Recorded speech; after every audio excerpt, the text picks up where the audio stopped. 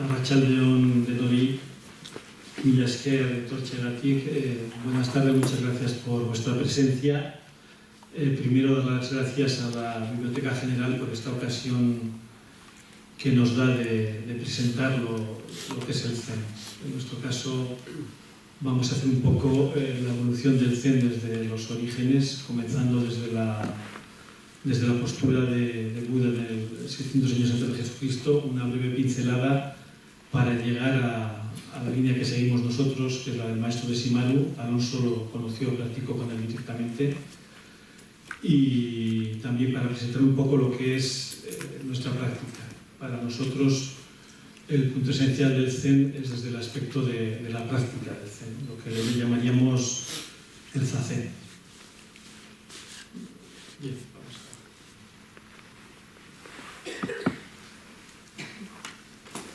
En primer lugar, para dar la bienvenida a Alonso, he preparado un poema que es muy de su corazón, de Antonio Machado, en el que expresa muy bien lo que es un poco toda la vida. Me gustaría que, después de escuchar el poema, lo comentara todas las resonancias que puede tener este poema.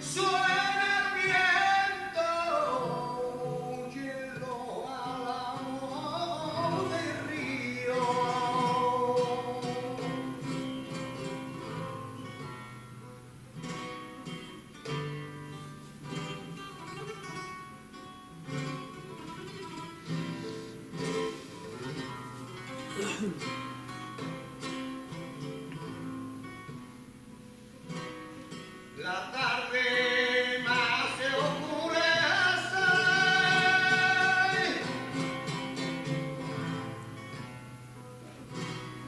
y el camino que se deja y débilmente la que se enturbia y desaparece.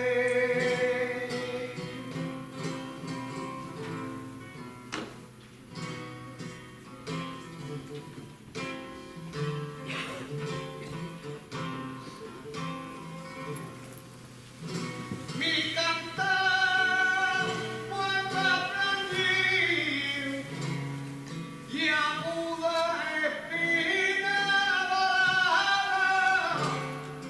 ¿Quién te pudiera sentir y en el corazón clavada?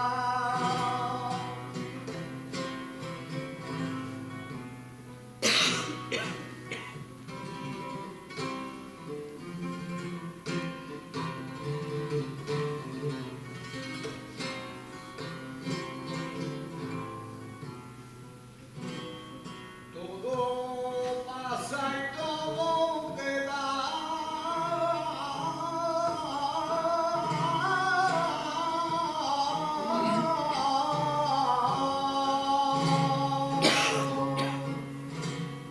Pero lo nuestro es pasar,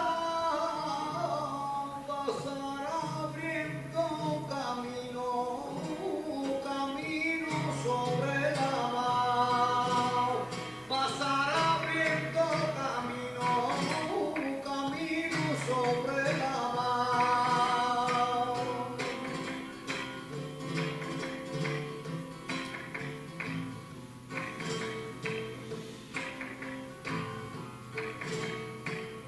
Caminantes son tus huellas.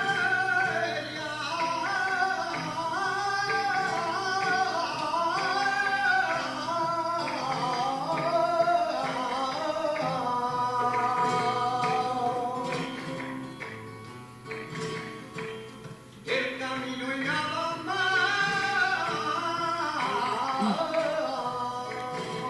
Caminante no hay camino, se hace camino al andar.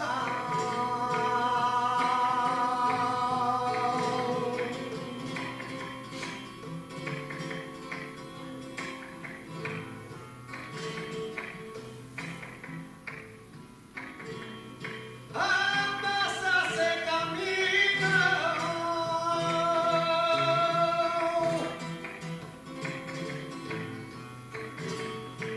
y al volver a vista atrás se ve la senda que nunca se ha de volver a pisar.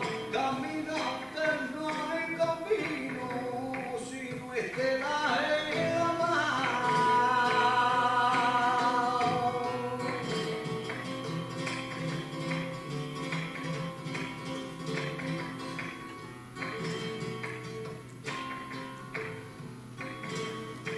Traer, vivir y el soñar.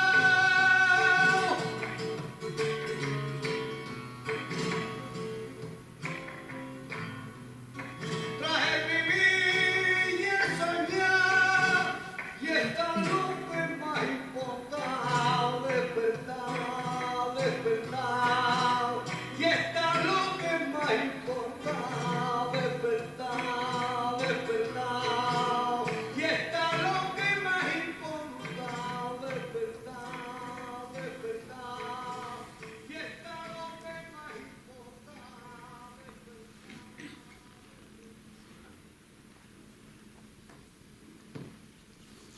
Bien, tiene la palabra Alonso.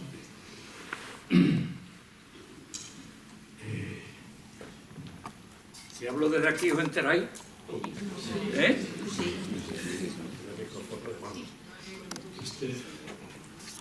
Es la primera vez que doy una conferencia con un micrófono.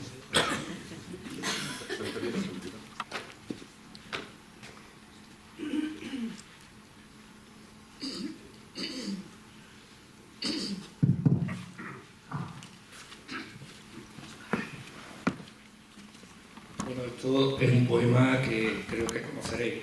Son 2 o 3 poemas fundidos para poder componer el palo del flamenco que este palo se llama un tiento.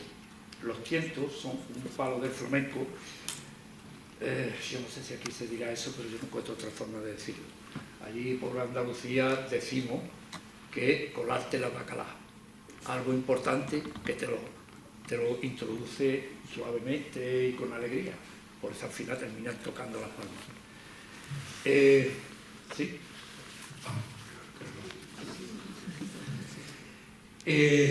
Él canta, es uno de los poemas de Antonio Machado, yo conozco los poemas de Antonio Machado, imagino que vosotros también.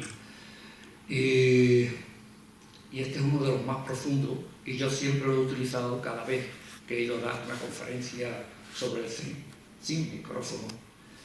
En Valencia, pues, en un sitio de danza y demás, y utilicé también esto como soporte de la conferencia, porque empezar aquí a hablar de una meditación, si antes uno no se ha sensibilizado con eso, por lo menos escuchando una canción en plan romántico, si se quiere, o lírico, ¿eh? Así que era lo único que os quería decir. ¿Os ha gustado? Sí. Muchas gracias. A mí siempre me emociona. Mi amigo Paco, cuando vamos en el coche después de una fecha, va y me lo pone en el coche. ¿Quién canta? Calixto. Es Calixto Sánchez.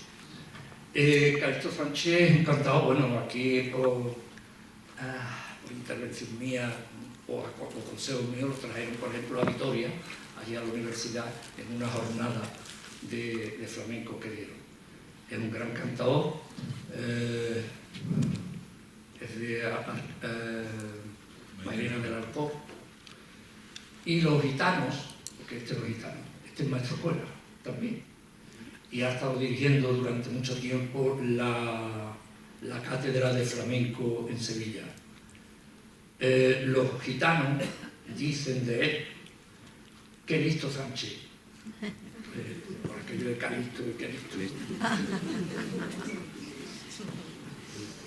Bueno, tras este poema en el que dice prácticamente todo, sobre la vida, el camino, el dormir, el soñar, lo que más importa, la espina de la pasión, que es amor y dolor dentro de cada uno, bueno, pues estamos hablando de lo que es la vía, el camino.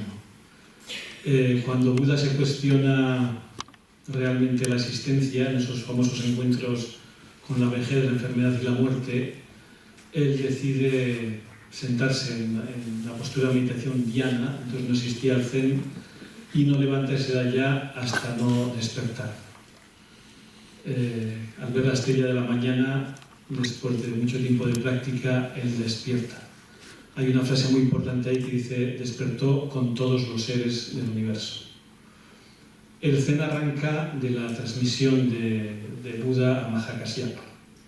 Buda se subió un día al pico de los buitres y cuando tenía micrófono dijo: voy a ver si doy la conferencia, y cogió una flor. Entonces cogió la flor, la hizo girar entre los dedos y Mahakasyapa sonrió. Entonces dijo: poseo el ojo del tesoro de la verdadera ley, de la verdadera enseñanza, lo que se llama el Somogenzo, dice, y ahora se lo doy a Mahakasyapa. De esta transmisión, más allá de las escrituras, más allá de todo, de este aspecto importante de corazón a corazón, es algo esencial en el Zen, de mano caliente a mano caliente, de la práctica comunitaria, ¿no? En este momento arranca nuestra tradición, pero no existía el Zen. Algunos le llaman aún yogi budismo.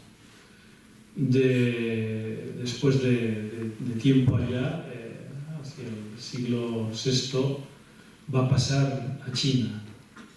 Y como aquí ha venido un amigo mío que es chino, os va a comentar sobre este momento en que el Zen pasa a China como Bodhidharma.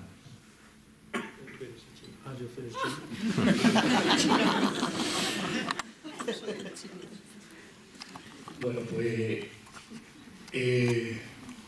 se me ha olvidado antes de decir algo al hablar del Zen con respecto al Buda y demás. tenéis que saber que un espíritu fundamental en nuestra práctica es no quitarse la espina. Habéis notado que antes de la espina el campo era muy bello, todo muy bonito, todo eso, ¿no? El momento que se quita la espina ya no siente el corazón, y a partir de ahí todo el paisaje se ennegrece, los senderos ya serpentean y se pierden en la oscuridad. Entonces él dice en ese momento: ay, aguda espina dorada, ¿quién te pudiera sentir en el corazón clavada? Esa es la figura del Bodhisattva, aquel que aún sintiendo esa espina, pues sigue practicando con ella. No es irse pues a tomarse, bueno, no sé lo que se puede tomar, y olvidarse de la vida, sino es estar inmerso, con lo cual os quiero decir que desde el Buda Sakyamuni hasta nuestros días, el Zen ha sido una práctica, fundamentalmente una práctica inmanente. No sé si entenderéis esa palabra filosófica. Hay una forma que es la inmanente y otra forma la trascendente. Lo voy a poner aquí.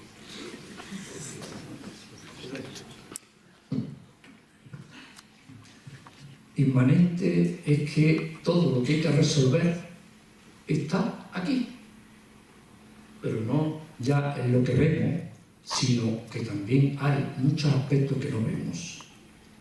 Y esos aspectos muchas veces nos lo corta la propia cultura, que no nos deja nada más que ver aquello para lo cual estamos preparados.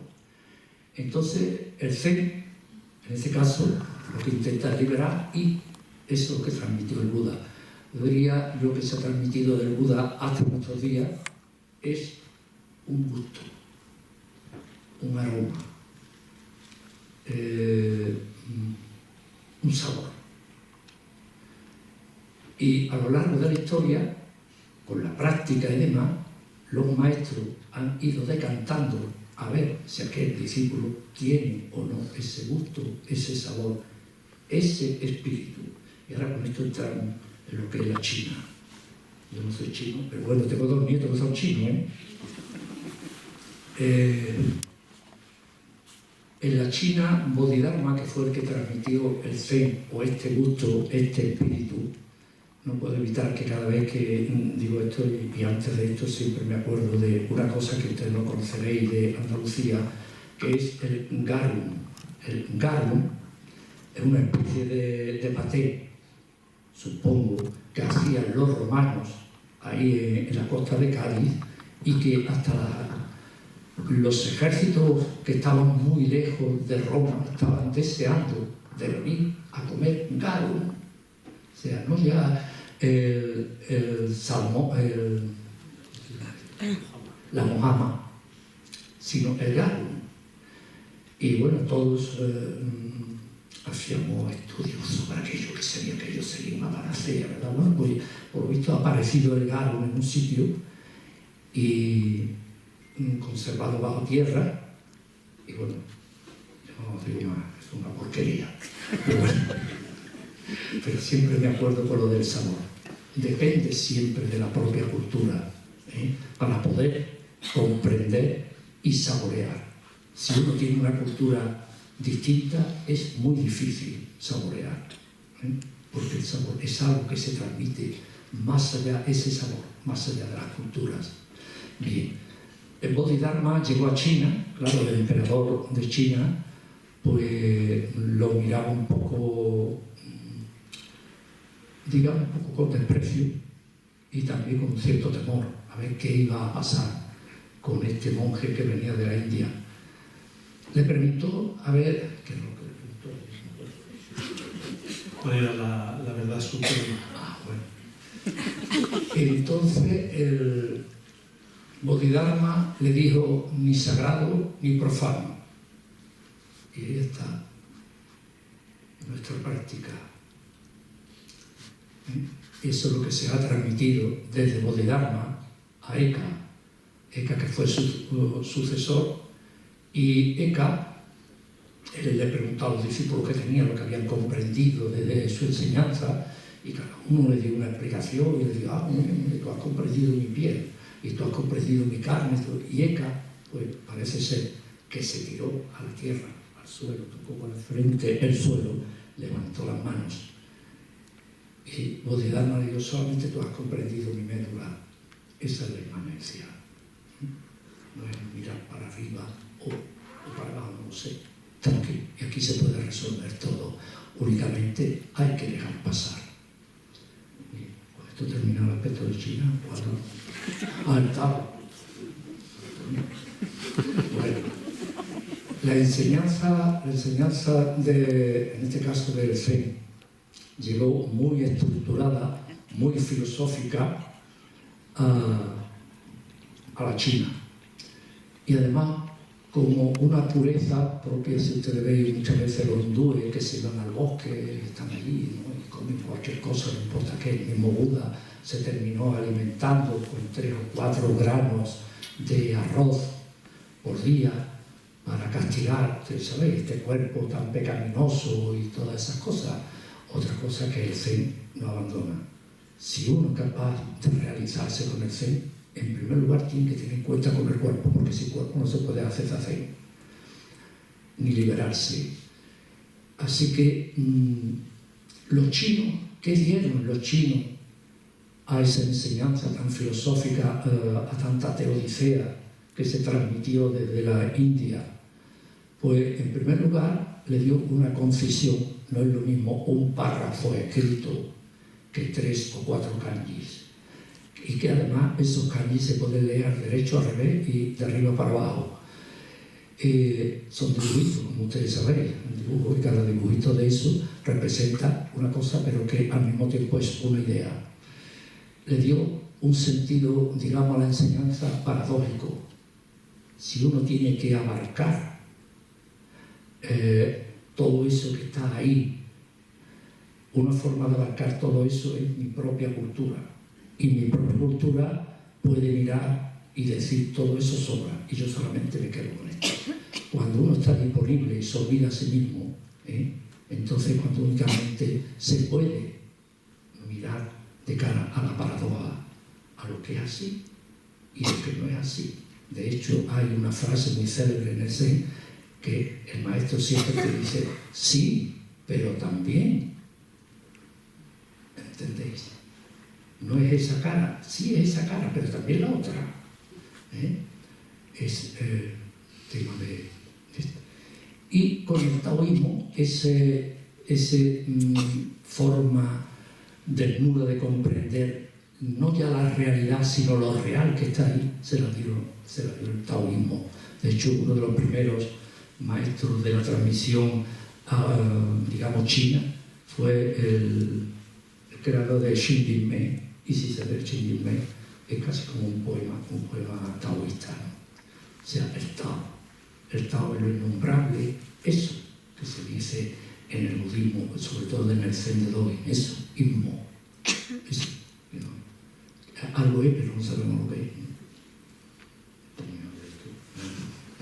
Bueno, ya ha nacido el Zen, la integración de este yoga budismo Viana con la cultura china nos va a dar el Zen. Respecto a los kanjis que decía Alonso, es curioso porque la misma palabra Tao, que a veces traducimos por la vía, el camino, de hecho en el Xinjinmei comienza diciendo así, la vía del Tao no es difícil, solo hace falta que no haya ni amor ni rechazo, ¿no?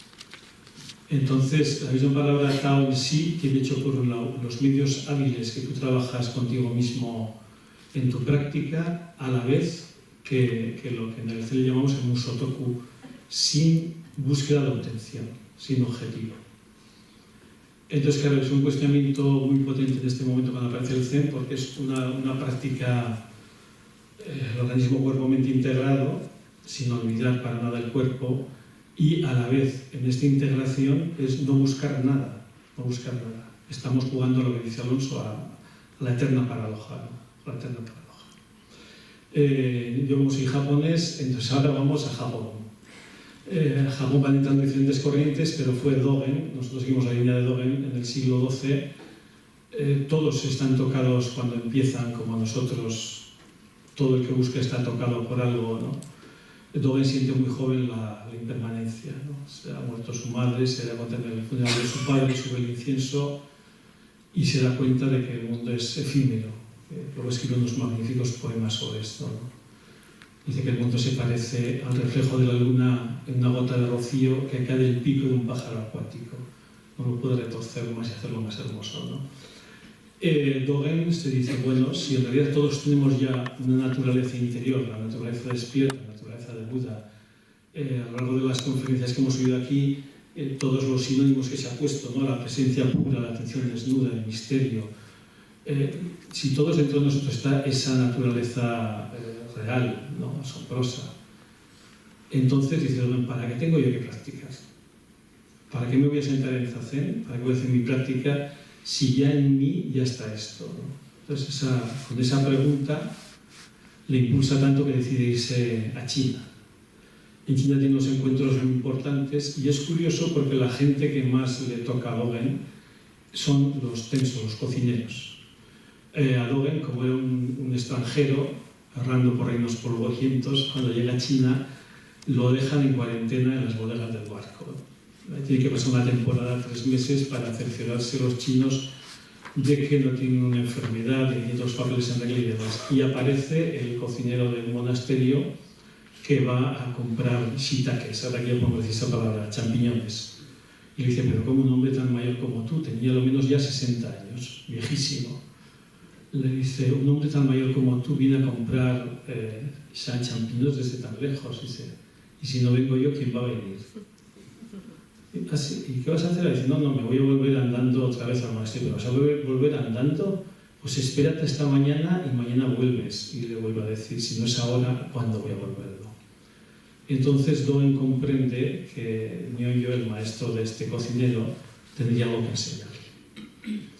Y él trabaja mucho tiempo con Nyoyo, está practicando meditación. Cuando un monje se duerme, y en ese momento Nyoyo coge una sandalia y le pega en el hombro y le dice, tienes que abandonar cuerpo y mente.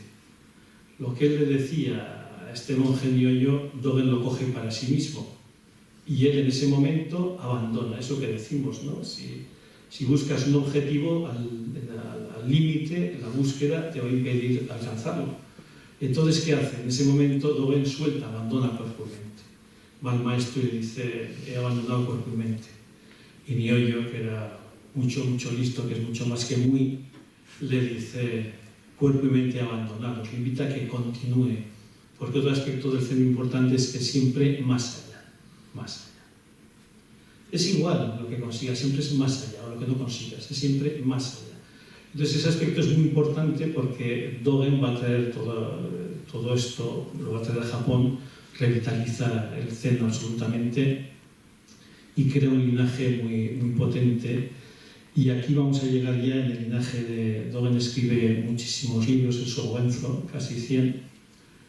Y es sorprendente porque a Dogen no lo descubren a través de la práctica del Zen. A Dogen se le descubre cuando los nacionalistas japoneses se dan cuenta de que han hecho una maravillosa obra filosófica y de pensamiento escrita en japonés. Se ha desligado de la cultura china y lo ha escrito en japonés. En ese momento es cuando a Dogen se le empieza a estudiar, a reinventar. Y una persona que nos trae la enseñanza de Dogen hasta aquí, hasta Europa, es el maestro de Shimaru. Alonso lo conoció, tuvo la ocasión de practicar con él y que es un poco el centro de esta conferencia.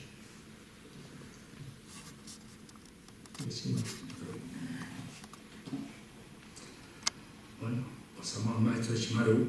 En primer lugar, yo me gustaría, no sé, que algunos hablaran después al respecto de la cuestión esta de los maestros y de las prácticas espirituales, porque de estas cosas, bueno, hay para todo. En primer lugar, una práctica espiritual, cosa que quería decir antes, pero el micrófono me tiene loco. Es que un camino espiritual, que es lo que hablaré después con maestro de Shimaru, lo que yo aprendí con él, es un estudio y una confrontación consigo mismo. No es una religión.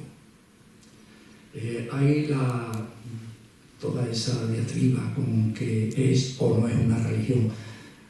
Yo creo que hay antiguos compañeros míos de prácticas que han hecho de eso una religión. Es la mejor forma de estar en la cima de la pirámide sin que lo tengan que quitar. El Zen para nada es piramidal, o por lo menos el Zen que practicamos nosotros. Yo soy el responsable del dojo de Sevilla y bueno, la responsabilidad que yo tengo es de abrir el dojo para que la gente vaya a practicar. Y pagar el dojo lo pago pues, desde hace ya 40 y algo de años. Lo mismo que todos los que van allí. Bueno, algunos no pagan. Bien, hablando de maestro de Shimaru, tendré que decir en ese momento en mi vida qué es lo que me acercó a mí al Zen. A mí lo que me acercó al Zen fue una responsabilidad muy grande que se me vino encima cuando me enteré que iba a ser padre. Y por tanto, sí, yo viví toda mi vida separado de mi padre. Mis padres vivían en el campo, yo viví con unos tíos míos, que además no habían podido tener hijos, me querían mucho, pero no podían evitar a veces cuando me miraban y pensaban que yo podía haber sido su hijo, ¿no? En fin, pero gracias a todo eso pude estudiar y tal, y bueno.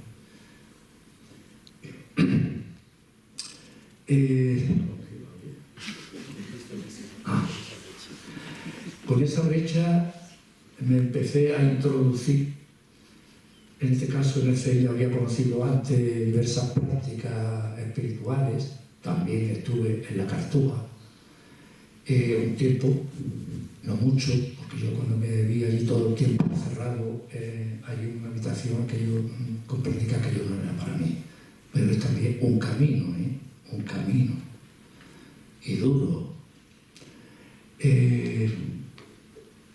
Conocí a un discípulo del maestro de Shimaru que era andaluz y que había estado en París trabajando, y conocí al maestro de Shimaru y se ordenó con él. Y vino allá a Sevilla y había un dojo y tal, y yo me integré a ese dojo, al mismo que se integró alguno que conoceréis vosotros, como es Dokucho Villalba. O sea que todos hemos empezado en aquel dojo, el dojo más antiguo de España. Mira usted por dónde. Así que a partir de ahí, en el año 70, eso fue en el año 77, en el año 79, cogí el coche y con este amigo Dokucho y dos personas más y yo, que iba conduciendo,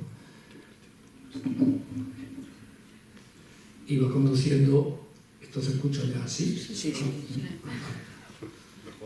Iba conduciendo y fuimos a una secha en campo de verano, 15 días, a los Alpes. Y yo no había salido en mi vida de Sevilla.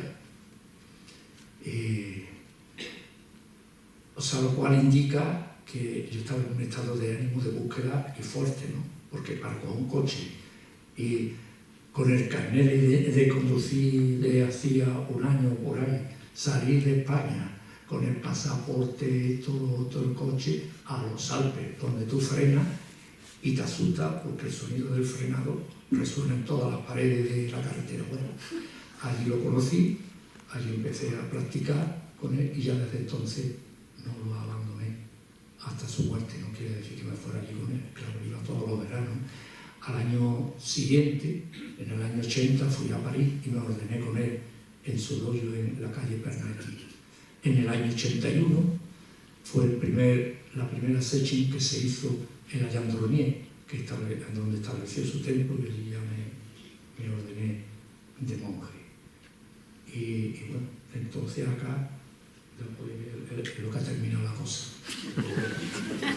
Hay una cosa de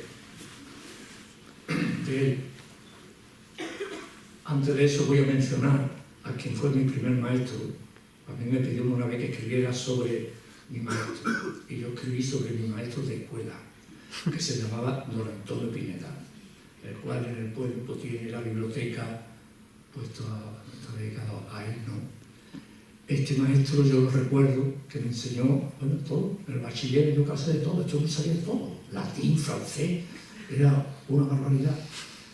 Pero ahí me dijo algo, en una ocasión yo desde pequeño era muy nervioso, siempre estaba moviéndose y con el pie dando golpes y tal. Y él me cogió, me agarró con una mano muy grande que yo recuerdo que tenía, me la puso aquí y dice, anda criatura, siéntate y déjate estar. Y ahí yo creo que fue donde me vino a mí la cosa esta ahí sentada. Y maestro de Chimaru, la primera vez que yo conocí a un maestro Zen, o yo lo tomé por mi maestro, porque a él le preguntaban, ¿usted es maestro Zen? Y dice, no, yo soy monje Zen. El maestro me lo dicen mis discípulos. O sea, no hay el título de maestro. Hoy en día sí. En las iglesias del Zen hay los maestros, no los llaman maestros, los llamamos reverendo, sí, reverendo. Y es el trato y la forma de dirigir tan paradójica. O sea, de pronto te criticaba. Yo recuerdo en una ocasión que yo tocaba las claquetas para dormir a la gente. Y yo tenía que acostar a la gente cuando había una fiesta. A ver cómo, y además él insistía en que la fiesta era muy importante. Y yo con una claqueta tocando tenía que acostar a la gente y la gente no se acostaba. Entonces aquello fue que era la 1 de la mañana y allí no se acostaba nadie. Todo el mundo allí bailando alrededor de un fuego. Y todo eso está patrocinado. O sea, quiere decir que eso no se hacía porque alguien se le crea multitud de fenómenos, los cuales hay que abrazar e ir más allá, como decía Antonio. ¿Sí? Entonces se presentó con las claquetas y al otro día, pues bueno, en el curso de la enseñanza en el dojo, pues me puso verde, porque un español que me había dicho que era muy fuerte y tal, y tú que querías que se acostara la gente y tal. Yo estaba un poco, como decimos, ¿no? Mohino, y que había acontecido con aquello, ¿no? Y a la siguiente noche ya de la Sechi tuve que ir a su habitación a recoger las claquetas, a hacerle gancho, a recoger las claquetas, y le dije al segundo, tío, por favor. Y yo digo, ¿qué le habrá dicho? A ver. Y se presenta la secretaria con un vaso de whisky así, que me lo tomara. ¿Cómo se puede? Si tú quieres seguir practicando, tienes que mirarte mucho, porque lo que vemos ahí afuera, el 90% de lo que vemos ahí afuera es nuestro, que lo estamos colocando ahí afuera. Y por supuesto, el 90% de lo que vemos ahí afuera es según nuestra cultura, porque si no está en nuestra cultura, eso no tiene nada que ver, eso es algo, una oscuridad. Y eso fue todo el aprendizaje que yo tuve con él. Y así, en sechines y demás, pues toda esa práctica te va creando un espíritu. Algunos dirán, bueno, pues se crea algo. No, un espíritu no es más que una forma de ver el mundo, una forma afable, crítica, abierta. Eso es lo que entienden los chinos, por eso la parada en la China. La China no tenía el verbo ser.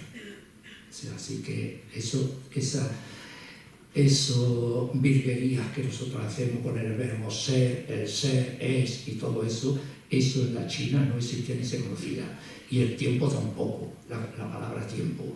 Existía la palabra proceso, que es la que menciona Antonio Machado ahí cuando lo canta Calixto, ¿no? Todo va caminante en el camino, se hace camino al andar. Ese andar es el proceso. Bien, pues Antonio ha mencionado antes el tema, este fue un tema muy arduo del maestro de Shimaru cuando en su enseñanza, que es que él decía siempre que todo el mundo tiene la iluminación, que todo el mundo tiene el Satori. Claro, la gente decía lo mismo que todos, ¿no? Si tenemos el Satori, ¿a qué puñeta vamos a estar aquí sentados con las piernas cruzadas? ¿Sí? Ese es el tema fuerte, que toquen tubo, pero claro, aquí eran gente, la mayoría, en mayo del 68, y aquello no se podía con la sutileza de no sé qué, esto es distinto. Entonces, él tenía cercano a él uno de los que tenía más cercano era un alemán. Y este alemán, mire usted por dónde, le empezó a hablar al maestro de Shimaru de lo que supone en la filosofía en potencia. Y al otro día lo estaba diciendo, sí, todo el mundo tiene la iluminación en potencia. Entonces ya, aquello, o sea, hombre, pues vamos a hacer la potencia realidad, ¿verdad? Vamos a practicar, ¿no? Pero ya está ahí, pero hay que hacer la realidad.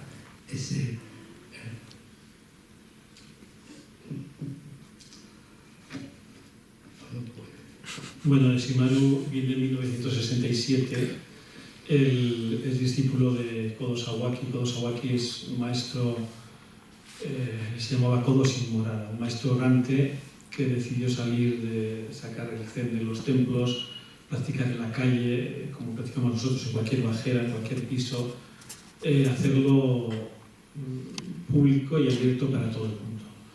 Y de Shimaru estaba empeñado en recibir la ordenación de monje, con lo que suponía entonces de retiro monasterio y demás. Y Kodo Sawaki le negaba continuamente. Casi 40 años le estuvo siguiendo sin que él le diera la ordenación. Y le pidió que como Bodhidharma fue de China a Japón, el que trajera el zen de Japón a Europa. El invitado, creo que era Osawa, el que hizo la macrobiótica, le invitó a llevar una práctica de meditación en un campo macrobiótico, y en aquel momento Osawa murió y de Shimaru se encargó de la preparación, de contacto con toda esta gente y demás. Con lo que le invitaron a continuación a ir a París. Él al ir a París se situó allá, tuvo al principio muchos problemas, vivía en el centro macrobiótico, daba masajes para sobrevivir. Muchas veces pensó volver a Japón, pero de pronto, alentado en este 68, decía Alonso, pues se empezó a acercar muchísima gente, con muchos intereses, con una búsqueda muy potente, ¿no? Y en ese momento él empezó a desarrollar su misión. De hecho, llegó a fundar más de 100 dojos. De tal forma que André Malraux, que era ministro de Cultura en aquel entonces, le pareció algo muy importante lo de la meditación para los seres humanos. Se hablaba mucho entonces de la crisis de la civilización y decidió prestarle el atelier en que estaba en París, un centro en el que se creó el dojo de la calle Pernetti. Y ahí es donde él se centró, y a partir de ahí es donde buscó para hacer lo de la Asociación Zen Internacional, que en este momento el centro está cerca de la Yendonier.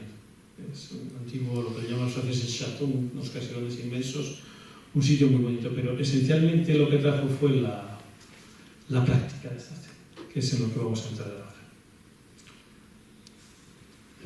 La práctica de esta zen es la práctica de esa vía espiritual. Esa vía no es un camino que va hacia, o sea, el Satori, por supuesto, está allí, no. Esa vía es lo que ha dicho, por eso a mí me gusta tanto la canción, un andar. Un estar aquí y ahora y viabilizar nuestra vida. Todo lo que tenemos que hacer, irlo viabilizando con lo que nos encontramos y no lanzar tantos proyectos hacia el futuro y dejar pasar el ahora. Bien, pues Leonard Cohen llamó la atención en una entrevista que le hicieron, dijo que al principio de cualquier camino espiritual, ustedes sabéis que Leonard Cohen estuvo muchos años en un monasterio zen en Canadá. Al principio de cualquier camino espiritual siempre hay una herida, una espina allí clavada, un precipicio. Lo que te has dicho, sí, apostillando lo de Leonard Cohen antes practicó Vedanta con Valsekar, que hicieron esa línea de Nisargadatta, Valsekar, vedantista, y Wayne Corman, que ahora está vivo, es descendiente vivo del linaje de Valsekar, coincidía con Leonard Cohen en las meditaciones con Valsekar. Y Valsekar le decía, no sé, ¿quién es ese hombre que viene, se sienta atrás tan triste, tan tristísimo? ¿Quién es ese hombre? Y entonces Wayne Corman le decía, no, este es Leonard Cohen, el famoso cantante, referido a lo de la brecha que decía Alonso. a partir de esa brecha, de ese saber tasativamente que tenemos un sufrimiento, que no es un dolor de muela, ni un dolor de estómago, ni un mal de amores, sino es un sufrimiento existencial, algo que nos falta, algo que nos ha ocurrido, no sabemos a quién y que lo vamos heredando.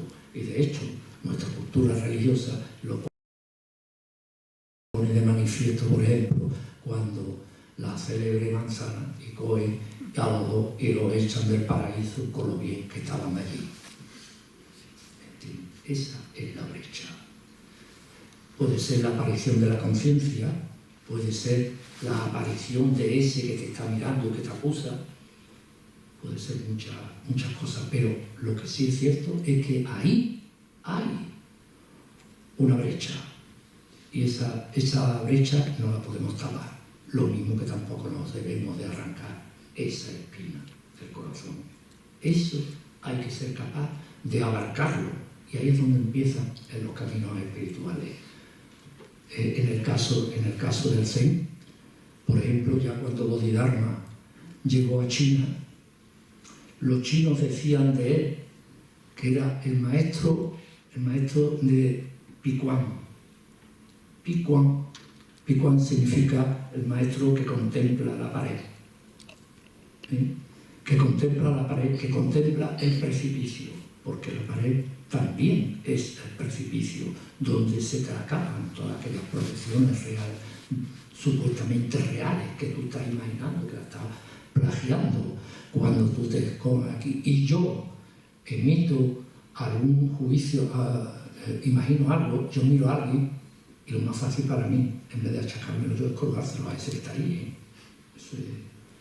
Por eso el Buda dijo que tiene tres tesoros: el Buda, el Dharma y la Sangha. Y la Sangha es la comunidad de practicantes. Y la palabra Sangha también significa bosque. Y eso de los bosques ustedes saben bastante. Nosotros allí no sabemos mucho de eso. Pero aquí la gente, yo creo que sabe mucho de bosque y entienden la vitalidad y la fuerza y la vida que hay en un bosque. Pues esa es la misma vida que tiene que haber en un bosque de practicantes, donde uno se olvida a sí mismo y se acerca por las raíces de la tierra a los demás. Si ustedes ven un practicante de Zazen sentado, pues es como si fuera un árbol. Se dice que es como un árbol seco, se dice que es como una montaña, como una gran roca, inamovible como un árbol. Y ahí, sin tener que afanar moviéndose, que fue lo primero que hizo el ser humano, ponerse de pie, de abajo del suelo, levantarse, y ahí empezó la grieta, cuando se separó del suelo y empezó a afanar en la vida, y afanar, moverse para allá, moverse para acá, mostrando de todas formas el pecho y el bajo vientre con lo delicado que es eso, para la propia vida. Usted sabe que el primer sitio donde le dan a uno es en esa parte, que es lo más delicado, y es lo que sin embargo tiene dentro. Así que a partir de ahí, una forma mejor de protegerse, en vez de vestirse de hierro como el miocid, pues es vestirse de un buen lenguaje y de unas buenas palabras que convenzan. Y con las palabras nosotros hacemos y edulcoramos nuestro mundo y le metemos el burro sin tener nada, pero vamos a aprender. Así que, y la vida espiritual en este sentido es sentarse apacible en una postura determinada que la adopta, claro, aquellos que pueden estar más o menos preparados, y si no, hay que preocuparse. También se puede estar sentado en una silla, pero quieto, en una silla, y quietas las manos también, porque es que hablamos con las manos, ¿verdad? Yo no paro de moverla. Y hablamos con las manos, y hablamos con los ojos, y enarcamos las cejas, y hacemos rictus con la boca, y todo eso, y subimos un hombro, nos movemos, hacemos cosas. Todo eso es un lenguaje, sin sonido, pero es un lenguaje. Entonces se trata que al sentarse Uno equilibra su cuerpo y se queda en silencio y sin moverse. ¿Qué ocurre? Pues lo que ocurre es que el mono de la mente empieza a moverse. Eso llega un momento en que, ¿de qué será ese ruido que he sentido? Si yo estoy aquí y veo que alguien hace algo, yo lo miro y qué estará pensando esa persona y qué estará haciendo el otro y que es el mono. Pero si tú continúas sin moverte y la mirada hacia abajo, llega un momento en que el mono también se cansa y se apacigua también. Ahí es donde empieza Zazen. A partir de ahí empieza la puerta de entrada al olvido de sí mismo, porque habéis de saber que todo esto que se habla de la iluminación, Sakyamuni, cuando tuvo la iluminación, dejó de ser Sakyamuni y pasó a ser el Buda, que es una realización, que es algo impersonal. La persona no tiene la iluminación, no se ilumina la persona, es impersonal. Hay momentos luminosos, pero más allá de la persona, más allá del yo, más allá del ego. Porque si eso fuera así, yo estoy seguro, como digo ahí abajo, que lo vendería al Corte Inglés. Así que ahora vamos a hacer un poquito de... Os vamos a invitar un poco ahí donde estáis, como decía Alonso, la postura no tiene nada que ver con el que uno se siente bien en un cojín, en una silla, sirve cualquier sitio. Dogen comenta que no tiene nada que ver con la postura sentada, andando, tumbada. De hecho, también hay práctica de marcha meditativa. Se habla siempre del Zen de los tres pilares del Zen. El pilar es una metáfora, significa aquel sitio donde se ata el mono. El mono sabemos que es la mente, y entonces los tres pilares, uno es el pilar de la postura física, el segundo es el pilar de la respiración y el tercero es el pilar de la actitud de la mente. De hecho, de aquí ya sé que varios practicáis las prácticas que hacéis la mayoría de vosotros de una forma u otra, tan explícitamente como en el Zen o no, paséis por estos tres pilares. Hay un pilar de la sensación de lo físico, lleguéis a un pilar de la respiración determinada y lleguéis a un pilar de observación de la mente. Es importante esta integración de concentración y observación. Entonces, ahí donde estáis podéis coger una postura, la columna vertebral, sabéis que en todas las tradiciones es derecha, erguida. Os diré que la fuerza de la columna surge desde los riñones.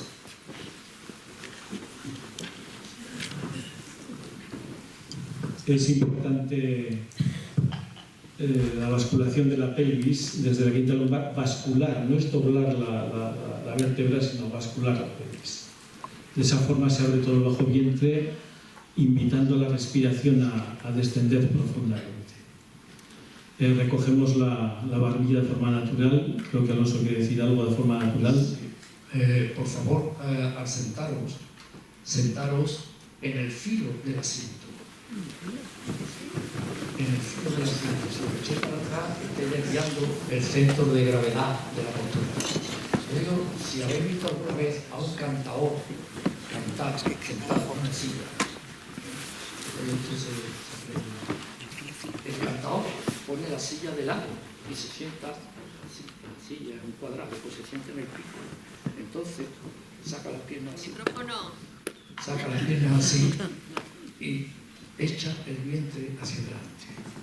Uno no puede estar tranquilo y pacífico si uno no relaja el bajo vientre. Porque es ahí donde está el Kraken, ese famoso demonio que tenía el dios del mar. Eso es lo que hay que relajar. De ahí, esta zona para los chinos y para los japoneses es muy importante porque es la zona de la producción de la energía. Y la energía se produce toda en esta cocina que tenemos aquí abajo. Esto es muy importante. Entonces, el sentarse hacia adelante en el filo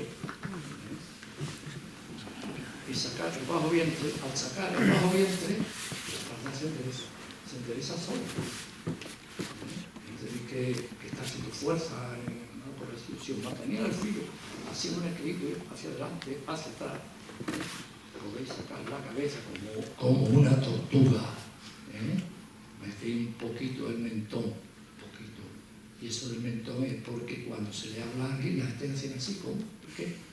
No, mete para adentro. Y la mirada la dirigí hacia abajo. Y la mirada hacia abajo es importante, porque cuando se mira de frente, se está evaluando lo que se está mirando, se está calculando, sopesando, a ver cómo entro yo ahora ahí. ¿No? La mirada hacia abajo, esa es una mirada periférica. Y al relajar el bajo vientre, dejar que la respiración entre y salga. Así. Esto lo podrías hacer en casa, Otro punto es las manos. Es interesante que las manos adopten, los que tenéis una práctica continuada de algún tipo, la práctica que hagáis. Nosotros lo que hacemos es la mano derecha, el canto de la mano derecha está contra el bajo vientre, 3 dedos debajo del ombligo, en la zona esa del centro vital del jara. La mano izquierda va sobre la mano derecha y los pulgares están en suave contacto, de tal forma que los pulgares no hacen ni valle ni montaña, están expresando el equilibrio. Tenemos ya la postura física y la respiración. Sobre todo es importante concentrarse en la expiración, en el sacar, porque la inspiración viene sola. Y habitualmente todo nuestro ritmo social es de coger avidez, ¿no? Ahí respiramos y el tercer pilar es cuál es la actitud de nuestra mente, que es justo ver y dejar pasar.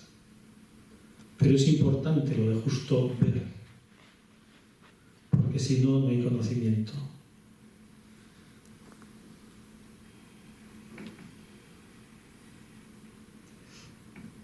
La expiración es como un largo suspiro. Cuando estáis en la vida muy cansado, muy harto de algo, y suspiráis, no es que os vayáis, sino que os vaciáis.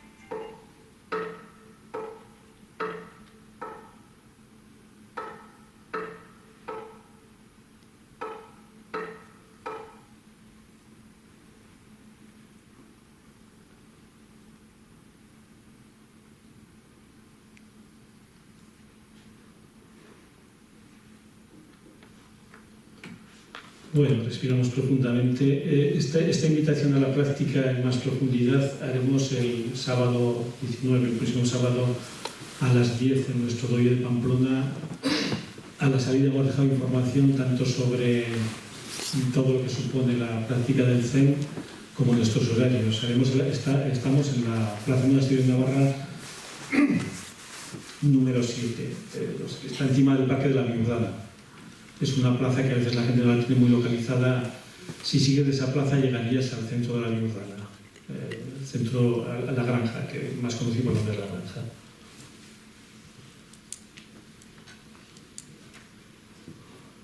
Bien, Alonso, no sé si quieres añadir algo más. Vamos a acabar lo que es nuestra exposición para pasar a las preguntas con un pequeño vídeo. Es muy importante lo de la respiración que hemos comentado. Quizás se le comenta que el mejor pranayama es esto, es la observación de la respiración. Cuando uno hace cualquier tipo de práctica meditativa, yo diría que todas pasan por la respiración. La respiración es la puerta batiente entre el consciente y el inconsciente. Es la puerta batiente entre nuestro interior y nuestro exterior. En este rato todos habremos compartido el mismo aliento. Visto desde este punto de vista, nos da esa metáfora del vaivén, el vaivén que es lo del despertar y volver a las ilusiones. En ese vaivén hay una palabra que para mí es muy importante respecto a la respiración, que es el permitirte ser respirado. En tu práctica que haces, puedes llegar a ese punto en que tu respiración es un permiso. Un permiso. ¿Qué supone en ese momento? Supone que el sistema autónomo toma las riendas y tú estás sutilmente, yo diría casi ni como observador. En la trilogía entre el observador, el acto de observar y lo observado se ha fundido en uno. Te estás permitiendo ser respirado por el universo, por el cosmos. Entonces, hemos encontrado un pequeño vídeo en el que se ve un poco todo el proceso que supone la respiración, ¿no? ¿Quieres comentarme un poco, Alonso, el vídeo antes de comenzar? O luego lo comentamos. El vídeo, pues yo creo que es mejor que lo veáis. Es algo trivial. La canción yo la escuché, pero cuando la vi adornada con un vídeo, ya veréis que es una cosa que es muy ilustrativa. Bien, vamos allá. De luz, ¿estamos bien, Jesús? Sí, bueno, las cosas.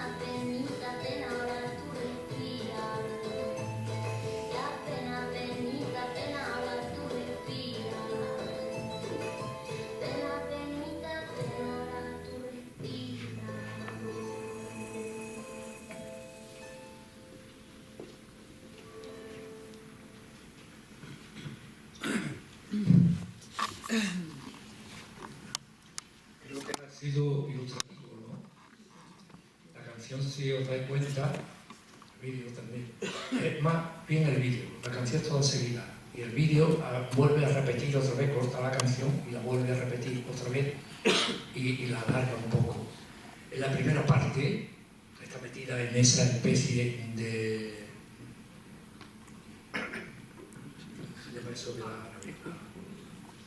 la vestimenta esa, burka, ¿no? Burka. La burka ahí metida, nunca. Todo está metido en burka. Todos hablamos mucho de libertad, pero que no nos toquen nuestra cultura, que nos toquen esto, y nos toquen lo otro y tal. O sea que, porque inmediatamente saltamos. Si uno quiere estar disponible para poder ayudar a los demás, eso significa, eso fue una de las cosas que aprendió Freud, en este caso de las técnicas orientales, la disponibilidad. Si uno escucha al psicoanalizado ahí y está en contra de todo aquello, no lo puede ayudar. Tiene que abrir su mente y dejar pasar. Bueno, ella empieza con la respiración y acaba rompiendo ese burka y saliendo de él. ¿Y veis cómo lo hace girar? No lo quema, no coge el pincho ese y lo tira o lo rompe, ¿entiendes? Sino que lo gira, lo va girando y cómo después cae otra vez y vuelve, como decía Antonio, en ese baile de nuevo otra vez metido en el burka, porque es que estamos en el mundo, no vamos a dejar aquí el cuerpo y nos vamos a ir a otro sitio, estamos aquí. Lo que hay que hacer en ese caso, como dice el vídeo, es respira y maneja todo eso, lo maneja, y veis como al final lo maneja y se vuelven unas alas para poder volar en el vídeo. O sea, lo va transformado. Es lo mismo que podemos hacer con nuestro deseo. El deseo nos enseña en muchas prácticas que hay que eliminar los deseos, ¿no? Y si eliminamos los deseos, ¿qué pasa? ¿Cómo nos vamos a mirar? ¿Cómo nos vamos a conocer nosotros? O sea, es una energía que tiene el cuerpo. Lo que hay que cuidar es ese objeto del deseo que nosotros estamos poniendo al final de ese camino energético. Y ese objeto del deseo es el que nos puede informar de qué pie coge a cada uno. ¿Entiendes? Eso es lo verdaderamente importante. Eso es conocerse uno a sí mismo. Y porque antes de dejar pasar, es muy importante ver. Si uno no ve, si uno no tiene un ego, como decía el maestro Shimabu, que él quería discípulo, un ego strong fuerte. Bueno, si uno tiene que olvidarse a sí mismo y no sabe ni siquiera qué es su yo, no se va a olvidar. ¿Lo entienden o no? O sea, en primer lugar tiene uno que tener muy claro, es el burka ese, lo otro, todo eso, tener muy claro para poderlo dejar pasar y utilizarlo. Esa es todo algo que apareció ahí en internet. Bueno, antes Se de... lo mandaron a mi nieta y yo lo vi y me impresionó. Vamos a empezar la ronda de preguntas. Quiero decir nada más que una frase. Me gustó la metáfora que usó Javier Meloni la semana pasada o hace un mes, cuando comentaba que la metáfora de las montañas, ¿no? No cabe duda que cada color que estamos tratando aquí es un camino que sube a la montaña. Pero cuando llegas a una cierta altura, en todas las montañas aparece la nieve límpida. Creo que es una metáfora que yo hasta entonces no la había escuchado y me parece que refleja muy bien lo que la biblioteca nos invita a esta temporada, ¿no? A ver qué diferentes caminos hay hasta llegar a la nieve limpia. Y que al final lo interesante es seguir el camino, sobre todo con perseverancia, continuidad y esfuerzo. Si hay alguna pregunta. Yo, Antonio, bueno, esto de la nieve y tal está muy bien, aquí tenemos mucha nieve, yo, cuando digo lo de los colores, yo creo que nuestro color es el negro. Yo creo que el negro es el color de la vida. Aquí en Occidente no, pero en la China, cuando a alguien se le muere, alguien se viste de blanco. Y cuando nosotros nos vamos a ordenar y tal, nos vestimos de blanco también. O sea, el negro es el color de la vida, es de donde deviene todo el vivir. No la vida, al fin y al cabo un proyecto. Uno se sienta aquí y dice, yo quiero que mi vida sea así, como si eso fuera así, posible. Si aquí y ahora tú no estás haciendo todo lo posible por, que vas a proyectar toda tu vida para cuando al año que viene nuestra cultura nos manda hacia adelante, nos proyecta hacia adelante en pos de ese objetivo. Ese es el mundo cronológico, de Cronos. Y en medio de todo eso, desde aquí hasta donde tú estás, pues en medio hay un montón de gente que están haciendo negocios con ese objetivo que tú quieres alcanzar. O sea que tú no vas a depender de ti, hay mucha gente que va a hacer negocio con eso. En esto, por ejemplo, el Zen, antes se me ha olvidado, cuando tú te sientas en esa Zen, el tiempo no es cronológico y cualquiera que se siente un rato, lo primero que se da cuenta es que no sabe qué hora es. Y en medio de todo ese tiempo ha tenido tiempos intermitentes. Ese es el tiempo de hacer, tiempos intermitentes, tiempos que ¡pac! Y no es un tiempo sucesivo de goteo, de grifo averiado, hasta llegar al objetivo. Bueno, ¿alguna pregunta?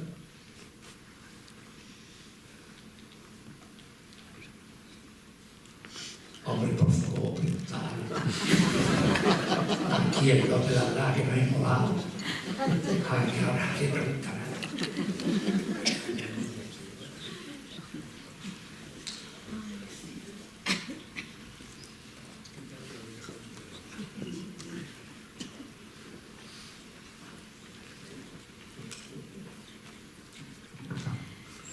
Buenas tardes, gracias por la charla tan interesante y encima con ese eje andaluz que te trae mucho mejor, ¿no? Te quedas más. Yo llevo muchos años intentando hacer meditación y me parece muy difícil porque mi mente nunca consigo dejarla en blanco.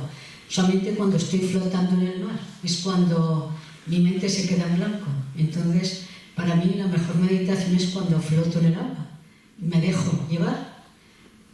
Entonces no sé si igual en la otra vida podré conseguirlo, que es lo difícil.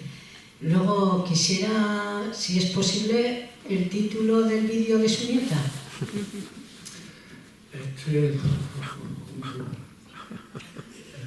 Respira. Natalia Loco. Es una cantante sudamericana. Natalia Loco. Yo se la tengo puesta a mi nieta y a los nietos también, a los otros dos nietos. La tengo puesta en el ordenador, cuando viene se lo pongo. Que es muy bonita. Es muy intuitivo eso. Sí. Bueno, yo no sé de lo que dices antes de la mente en calma, en blanco, la mente en blanco. Eso no, la meditación no consiste en poner la mente en blanco. No, hombre, porque entonces si estamos meditando y tal, yo me cogería una cachiporra y iría cada uno para darle la cabeza y la sería la mente.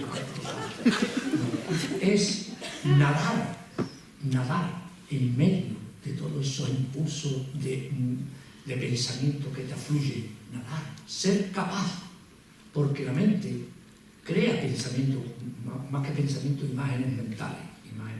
Yo es que siempre decimos, yo es que pienso mucho, y yo siempre me acuerdo una vez que le leí a Bertrand Russell una conferencia que dio, y alguien le preguntó, Cervantes, y dijo, oiga, ¿por qué es que yo pienso? Y Bertrand Russell, que es un filósofo inglés, filósofo y matemático, en los principios de la matemática y tal, lo mira y dice, ¿usted piensa? O sea, eso de que pensamos, eso está por ver todavía. A veces nuestra radio la atraviesa algo y a veces hacemos encaje de bolillo con eso que nos llega y hacemos ahí Entonces, lo importante es que con la respiración y la postura ayuda, porque claro, si tú respiras y venga a respirar, pero estás aquí, así, y está esto, eso es un gesto, eso estás componiendo un discurso. Hay niños, nosotros le hemos dado clase a niños, tú emites un discurso y los niños inmediatamente se mueven de una determinada manera, ya que no pueden hablar, hacen movimientos con el cuerpo. Lo importante es una postura. Eso que has dicho del mar, está bien. Hombre, yo le quitaría el que está en el mar, porque allí se te queda todo porque tiene que estar pendiente, porque si no te hunde. El soporte, en ese caso, bueno, yo recuerdo una vez que me atacó un toro, iba yo por el campo y el toro me atacó y yo no fui capaz ni de correr de momento, yo me quedé paralizado. Eso no es la meditación. La meditación es aquí ahora ser capaz de reaccionar. Creo que yo hice, me subí al alto blanco. Yo no me alineaba muy bien, pero yo me subí rápidamente, ¿no? Porque cuando uno está en peligro. Entonces quiero decir que esas imágenes mentales que de forma natural van viniendo así y tal, se pueden amortiguar.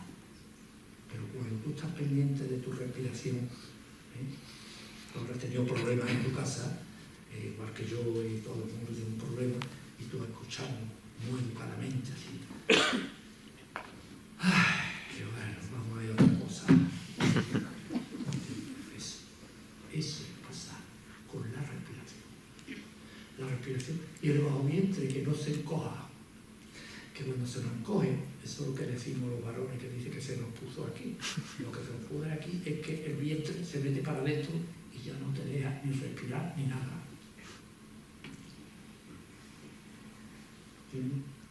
Hacer algo, y si quieres, suspira.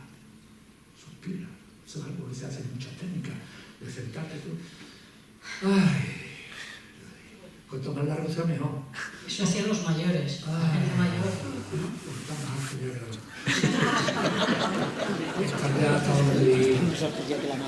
Eso, yo a mí me enseñaba eso, suspirar. No demasiado continuado, porque si no se marea uno. Y hay otra pregunta. De respecto a lo que comentabas, mientras llega la pregunta, creo que lo importante es el sistema mente va a pensar, va a no pensar y va a volver a pensar, entonces, pero intentar lograr un vacío mental yo creo que no tiene ningún sentido. Es más el flujo continuo. Hay una anécdota muy curiosa, que es que cuando San Francisco Javier fue a Japón en 1552, tuvo mucha relación con los japoneses y el hombre sentía un infinito dolor porque decía, estos tan buenos, con este amor que tienen a los padres, a los hijos, que todos vayan a ir al infierno. Y a los que empezaba a convertir decía, claro, son cristianos de verdad, creen en nosotros, no como en esos bonzos que están todos cogidos también por el demonio, ¿no? Los monjes entonces dicen, no, creen en nosotros. Pero claro, cuando me dicen, entonces que mi abuelo, mi bisabuelo, ¿dónde está? Yo digo, todos en el infierno. Y escribe las cartas y te queda sobrecogido de lo que sufre, ¿no? Y un maestro zen le invitó al doyo a que viese a la gente que estaba sentada practicando zazen, ¿no? Y le dice, entra San Francisco Javier con el maestro zen, le dice, mira, y dice, joder, qué tíos, ¿no? Sí, dice, ¿y ese qué hace? Dice, ese no, tiene una bronca con la mujer, está ahí, ¡buah!, destrozado. Y el otro, dice, mira, ese está ahora sacando los pensamientos, anda por allá. Y el otro se dejó las lentejas encendidas en el fuego, está destrozado, pero como no se puede mover, ahí está. Y el otro, y escribe San Francisco Javier y dice, ay, qué pena. Dice, qué posturas tan dignas por unos pensamientos tan bajos que tienen.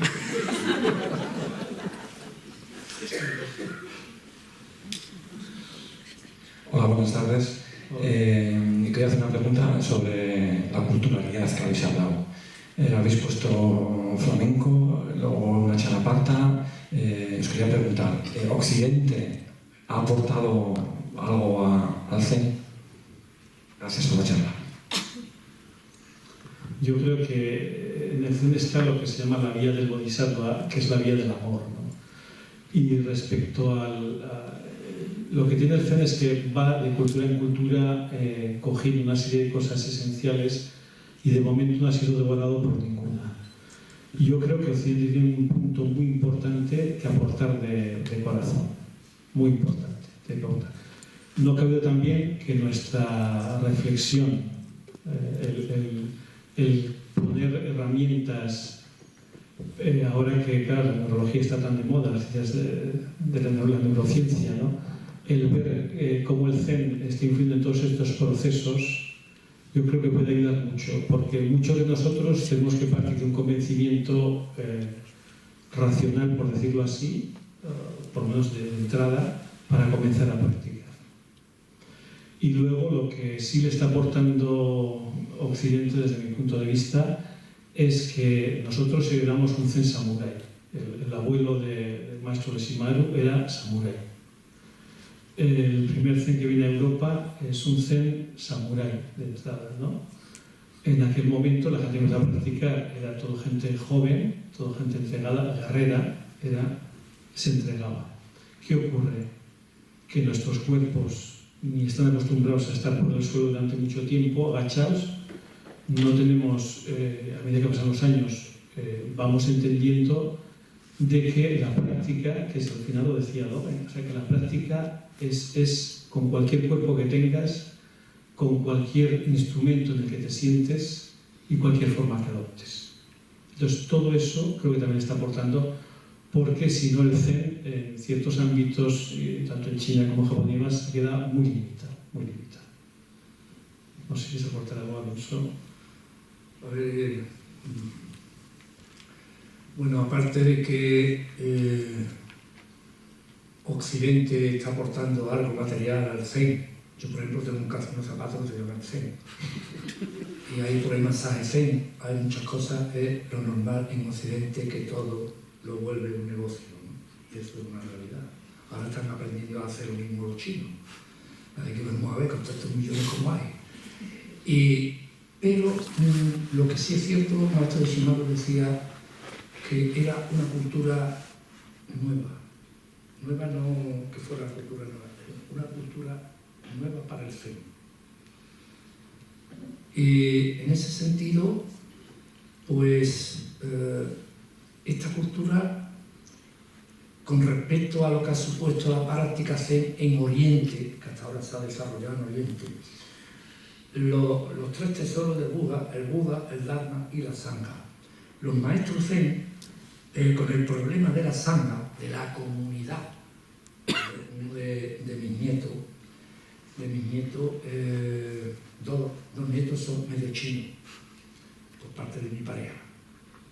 El padre era chino, el cual también era amigo mío, y salíamos por ahí a tomar copas y demás. Y él me cuenta que cuando chico vino aquí a España, y él lo que le costaba mucho trabajo entender eso de que la gente decía yo, porque yo y tú, eso en chino no existe. Existe el clan, la familia, todo eso. Eso nosotros lo hemos dejado atrás en muchos aspectos, gracias a Dios, porque nosotros para eso no hemos tenido un Confucio que haya organizado esa vida social para que nadie se pase. Quiero decir que a veces los padres abusaban de su privilegio, ¿no? Entonces todo eso nos abstrae un poco. Pero nuestra cultura se ha vuelto enormemente individualista. Yo tengo que hacer, y yo tengo que ganar, y yo tengo que conquistar. Entonces los maestros en Oriente intentaban, bien es verdad, fortalecer esa sangre, esa comunidad, pero al mismo tiempo que el individuo fuera él mismo. Por eso a muchos les decía, no, tú, dime tú. Pues ya te me vas a decir lo que ya todo el mundo sabemos aquí del Zen de esto, no, di una palabra tuya. ¿Entiendes? Individualizarlo, sacarlo de la masa esa de la comunidad. ¿Entiendes? Porque son las dos cosas. No es para negar la comunidad, sino para individualizar también a las personas que forman esa comunidad. Nosotros, aquí, lo que es muy difícil es crear una comunidad, crear una asociación, y sobre todo las que no, eso son las sociedades anónimas, ya son súper potentes, las limitadas tienen sus problemas, sus límites, y todo eso, y las comunidades religiosas, las comunidades, todos tienen sus problemas y sus cosas, Y de todas maneras me cuesta mucho el vivir en comunidad, porque eso supone el olvidarse a sí mismo y dar fuerza al otro. Eso es lo que nos enseña el Bodhisattva. Él se olvida a sí mismo y se niega a realizarse con tal de estar aquí y ayudando a los demás. Es una figura, es un ejemplo a tener en cuenta, ¿no? Entonces, Occidente está dando un ambiente distinto. El Zen nos puede ayudar si encontramos una manera de... Y yo, en los años que llevo, la verdad es que lo que ha costado trabajo es... el maestro Shimaru igual murió y bueno, los discípulos que quedaron así permanentemente con él, yo he ido a ser chino con maestro Shimaru y tenía 200 o 300 personas. Pero cuando murió, los únicos que quedaron fueron 10, 20 de los antiguos, quiero decir. Es difícil olvidarse a sí mismo y ser disponible.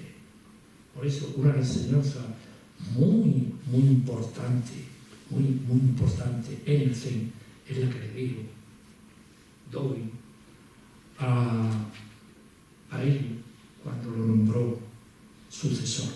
Ello era su secretario, entonces siempre estaba ayudándolo a él a escribir los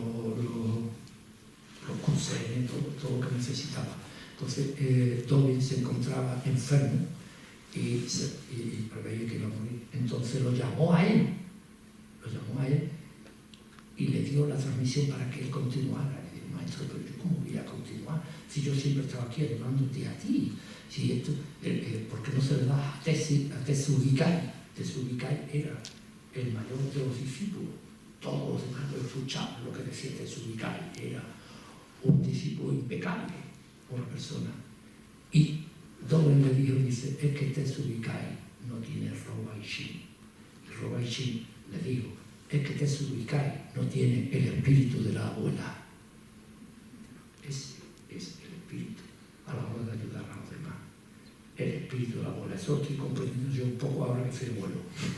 Yo a mi hija la tenía así, a mi nieta le compro chocolate. ¿Entiendes?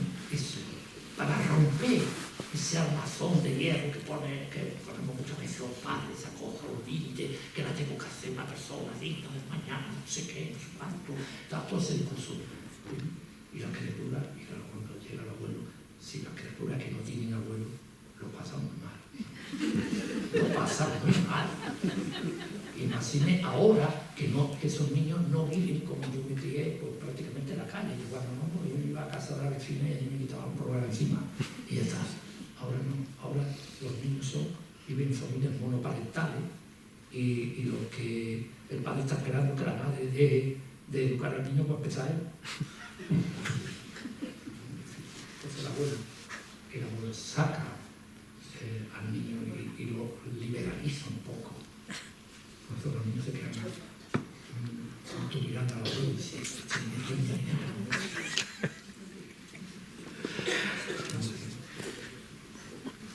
no sé si he podido contestar a tu pregunta, sí, pero es difícil todavía, esto está empezando, ¿eh?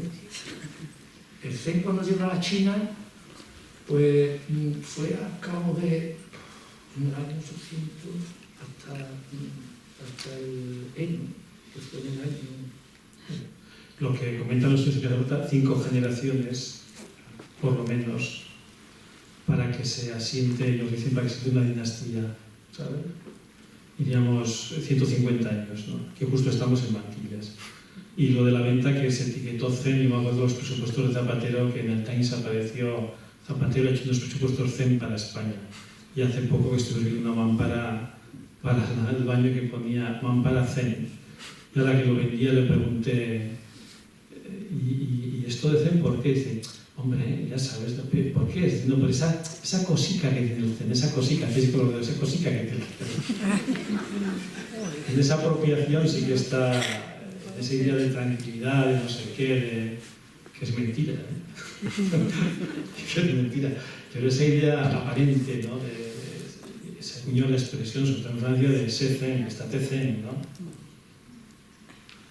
es un poco pronto para ver qué va a pasar con el Zen aquí.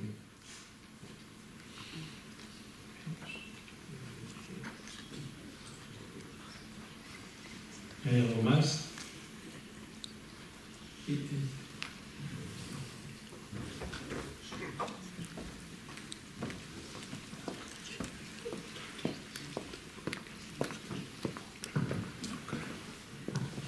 Buenas tardes.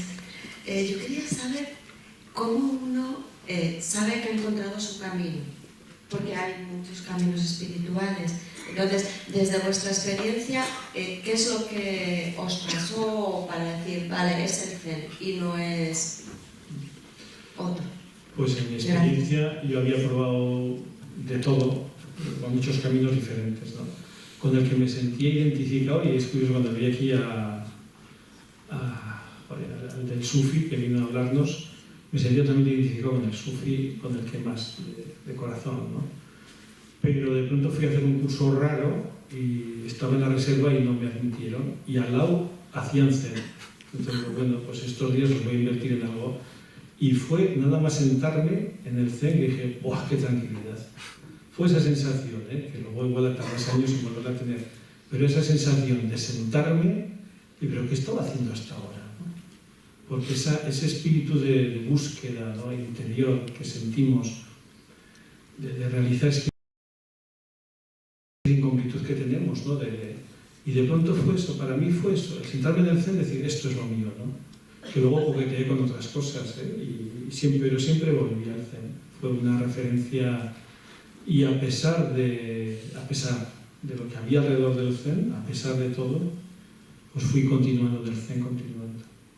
Para mí esa fue me acuerdo el momento clave, ¿no?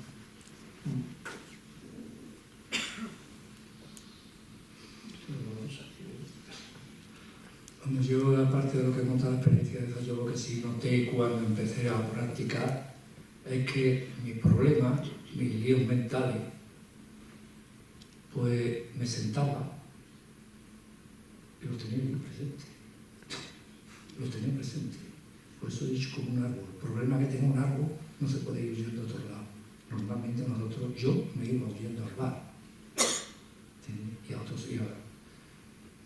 Eso cuando te sientas, respira, y aquello pasa y se mueve. Y al rato vendrá otra vez, pero se mueve. Aquello se vuelve móvil, se vuelve fluido todo eso. No es una piedra y por eso yo vi que yo había practicado un poco de yoga, había practicado todo lo que había en mi tiempo. Hasta la cuarto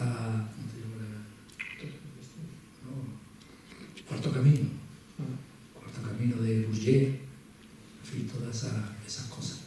Y a mí lo que esto de sentarse, cruzar la pierna, ponerse derecho ahí, mirar hacia abajo, y ahora a respirarla, eso es muy importante. Tradicionalmente, cuando vas en búsqueda, que te puede costar los años que sea, se llama el camino probatorio. Está descrito así, el camino probatorio. Tú vas tratando y vas enseñando. De todas formas, en las diferentes exposiciones que había aquí de los diferentes colores, hay un punto clave en el que todos nos hemos reconocido, que es el punto de la atención, ¿no? El punto de la atención, sea cual sea la técnica formal que uses, el punto de la atención está en todos. Y el punto de la atención es lo que realmente tiene esa capacidad evocadora y transformadora del ser humano.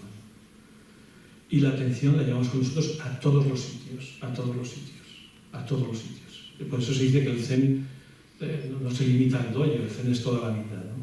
Lo llevas siempre contigo.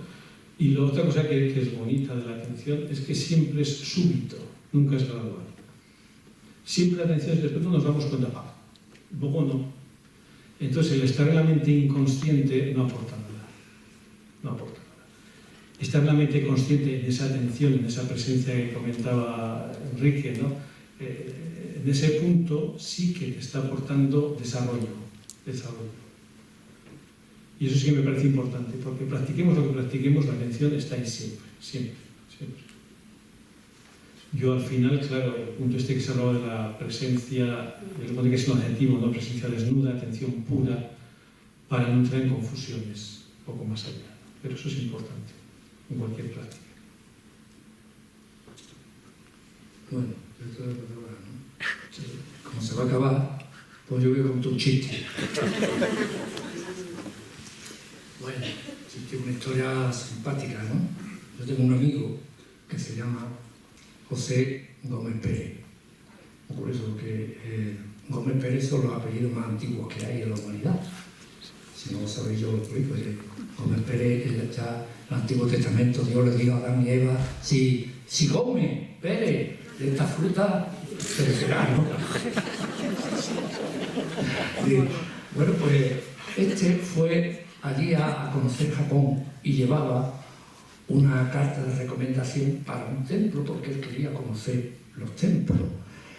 Y se presentó allí en el templo en una hora en que ya estaban preparados todos los monjes para meditar.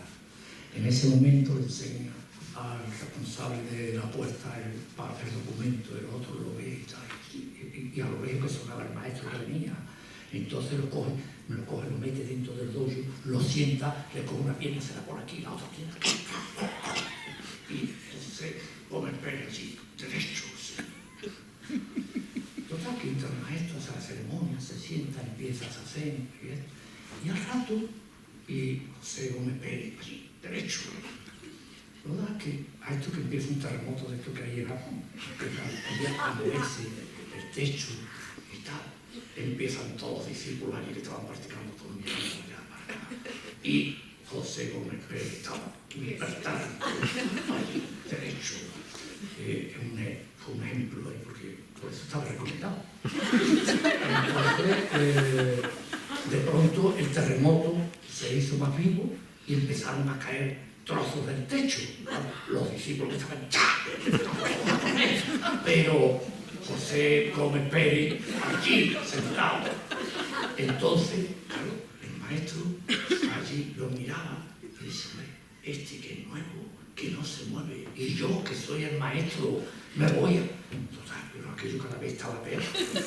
Entonces el maestro se levanta y le dice a José Gómez Pérez, dice, oye hijo, pero tú no te das miedo, ¿no? de estar aquí con lo que está pasando, ¿tú por qué no te vas? Y José Gómez Pérez amigo dice, es que no me puedo mover.